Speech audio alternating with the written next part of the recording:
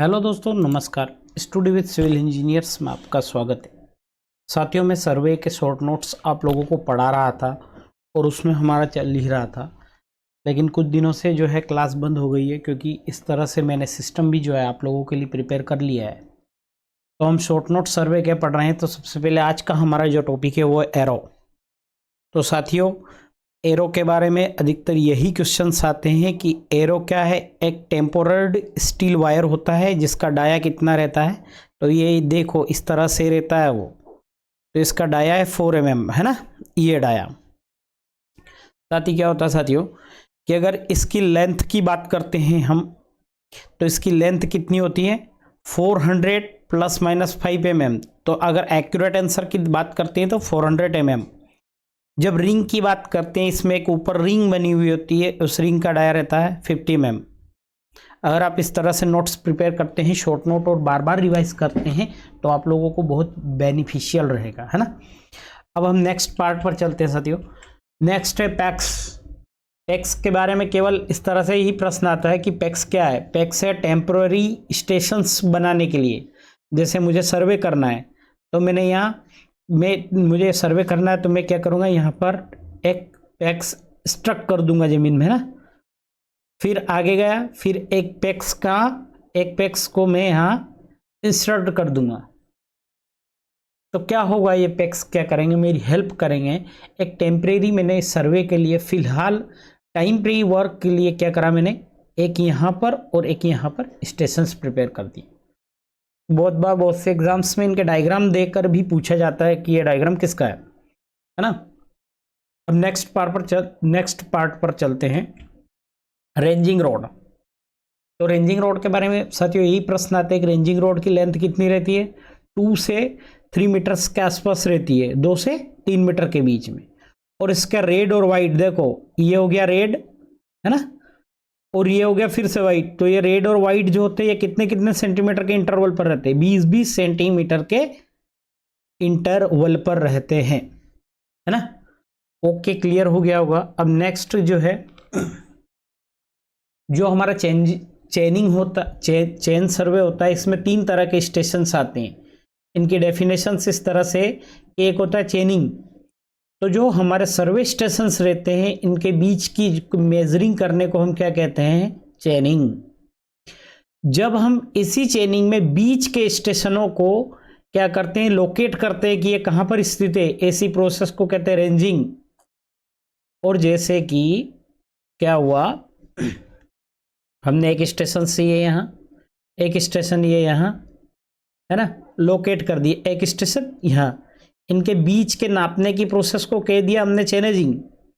इनको बीच के स्टेशन को मार्क करना, लोकेट करना कि ये कहाँ स्थित है, इसको कह दिया रेंजिंग। लेकिन क्या होता है साथियों, जब हम रोड सर्वे करते हैं, आप लोग कभी रोड पे गए होंगे, तो रोड सर्वे क्या करते हैं कि एक लेवल में सेंटर में लेना, एक 90 पर, एक 120 पर। तो इस तरह से क्या करते हैं कि out of survey line to mark details को, उसकी डिटेल्स को मार्क करने के लिए हम क्या करते हैं, ऑफसेटिंग करते हैं। क्या करते हैं, ऑफसेटिंग करते हैं। देखो फिर से मैंने रेंजिंग को समझाया कि रेंजिंग क्या है। रेंजिंग है stabilisation intermediate point along straight line, किसी भी स्ट्रेट लाइन के अलोंग इंटरमीडिएट पॉइंट को, मतलब बीच वाले पॉइंट को मार्क करना ही क्या कहलाता है, रेंजिंग कहलाता है। रेंजिंग 2 टाइप्स से होता है साथियों, मैंने यहाँ पर नोट नहीं किया है। रेंजिंग कौन कौन से 2 टाइप से रेंजिंग के, एक होता है डायरेक्ट और एक होता है इनडायरेक्ट, है ना। अब मैं क्या है, बहुत जल्द ही डिटेल्स में सेशंस लेके आऊँगा, तब आप लोगों को और क्लियर कर दूंगा। लेकिन अभी क्या, फिलहाल एग्जाम्स पास में, इसलिए प्रिपरेशन के लिए। तो इनडायरेक्ट रेंजिंग रोड में कितनी रेंजिंग्स का उपयोग होता है, 3 रेंजिंग रोड का उपयोग होता है। इनडायरेक्ट रेंजिंग में क्या होता है साथियों, किस तरह से, जैसे ये है हमारा पाथ, है ना।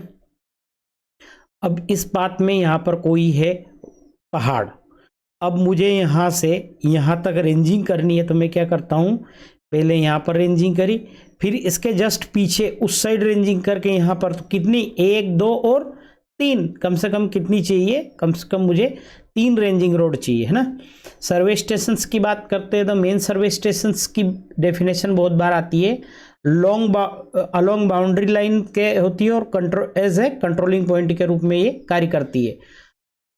अब बेसलाइन जो होती है साथियों, बेसलाइन के बारे में अगर पढ़ा जाए तो बेसलाइन क्या होती है, longest line passing through centre of area. जो भी हमारा, जैसे मान लीजिए कि ये पूरा एक एरिया है, इस एरिया के सेंटर से क्या गुजरती है, बेसलाइन। और इसे किससे नापते हैं, इसे इनवार टेप से नापते हैं। किससे नापते हैं, इनवार टेप से नापते हैं। अब इनवार टेप के बारे में अगर मैं आप लोगों को बताऊं, वैसे बता भी चुका हूं पिछली क्लास में, इनवार टेप होती है वो किससे बनी होती है, एक तो निकल से बनी रहती है और एक किससे बनी होती है, एक स्टील से। इसमें क्या क्या, निकल और स्टील्स जो है रहता है। तो निकल्स देखो, एन जो है वो कम है और एस ज़्यादा है, तो ए निकल कम है तो 36%, और एस जो है स्टील का ज़्यादा है तो ये कितना आ जाएगा, 64%, है ना। ये इनके नंबर्स भी याद कर लेना, क्योंकि हमारे एसएससी जेई में जो पेपर्स आता है उसमें रीजनिंग बहुत ज़्यादा आती है और उस रीजनिंग में हमें याद होना चाहिए। मैं रीजनिंग के लेक्चर भी आप लोगों के लिए लेके आऊँगा। चेक लाइन या प्रूफ, चेक लाइन भी वही होती है, प्रूफ लाइन भी होती है, और नाम से स्पष्ट है तो क्या करती है, एक्यूरेसी चेक करती है और इंटीरियर डिटेल्स भी लेती है ना। अब नेक्स्ट, क्योंकि शॉर्ट नोट है साथियों तो मैं फास्टली रिवाइज्ड करवा रहा हूँ, ओनली रिविजन्स। ऑफसेट्स क्या होते हैं, तो ऑफसेट्स हमारे लेटरल मेजरमेंट होते हैं सभी एंगल में, और मोस्टली हमें कैसे, शॉर्ट एंगल प्रेफर करना चाहिए। अब क्रॉस स्टॉप्स की बात करते हैं तो क्रॉस स्टॉप 3 तरह के होते हैं। एक होता है हमारा ओपन क्रॉस स्टॉप, एक होता है फ्रेंच क्रॉस स्टॉप, और एक होता है एडजस्टेबल। तो जो ओपन होता है साथियों वो क्या करता है, 90 डिग्री पर ही क्या करता है, एंगल मेजर करता है, या 90 डिग्री के इंटरवल में मेजर करेगा। तो जैसे 90 है ना, 180, 270, इस तरह से ये मेजर करता है। जब फ्रेंच क्रॉस स्टॉप की बात करते हैं, या बहुत बार ऑप्शन में ऐसा आता है कि राइट एंगल, तो ये क्या करता है, राइट एंगल भी मेजर करता है। फ्रेंच क्रॉस स्टॉप की बात आती है तो 45 के इंटरवल पर इंटर करता है, 45, तो फिर क्या हो गया 90, फिर क्या हो गया 135, फिर हो गया 180, मतलब ये क्या करता है 40। एडजस्टेबल का मतलब ही है कि एडजस्टेबल, तो एडजस्टेबल क्या करेगा, किसी भी एंगल को क्या करेगा, एनी एंगल क्या करेगा, किसी भी एंगल को मेजर कर देगा, है ना। नेक्स्ट है displacement on off details on drawing, जो है क्या होना चाहिए, शीट फ्रॉम करेक्ट पॉइंट पर क्या होती है, should not be more than 0.25 mm, और 0.25 mm को अगर मैं सेंटीमीटर में बदलूंगा तो कितना हो जाएगा, 0.025 सेंटीमीटर, है ना। लिमिटिंग डेप्थ ऑफ ऑफसेट्स अगर पूछा जाए आपसे तो शीट पर किससे ज़्यादा नहीं होना चाहिए, तो वो होना चाहिए 0.25 s अपॉन साइन थीटा। जो हमारा s होता है वो क्या होता है, हमारा s होता है ग्राउंड डिस्टेंस। क्या होता है ये, ग्राउंड डिस्टेंस। अब इरोर अगर पैरेलल टू सर्वे लाइन हो तो शीट में कितने से ज़्यादा नहीं होना चाहिए, l sine theta upon s, और परपेंडिकुलर में कितना हो चाहिए, l 1 minus cos theta upon s। तो साथियों आज के लिए इतना ही है, और लगभग क्लियर हो गया। हम जो नेक्स्ट सेशन हमारा आएगा उसमें मैं आप लोगों को नेक्स्ट सेशन में जो है हमारे करेक्शंस पढ़वाऊंगा, है ना। पूरा एक सेशन मैंने बिल्कुल करेक्शन के लिए रखा है। और साथ ही आप लोगों को अगर मेरी क्लास अच्छी लगती है तो स्टडी विद सिविल लिखा ही है, इस पर लाइक शेयर और सब्सक्राइब करें, है ना, मतलब हेल्प करें मेरी।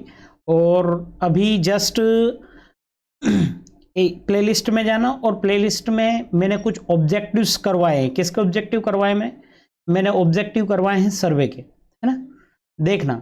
और सर्वे पे मैं जो ऑब्जेक्टिव करवा रहा हूँ उस बुक का नाम भी बता देता हूँ आपको, मैं यूथ पब्लिकेशंस करवा रहा हूँ, है ना,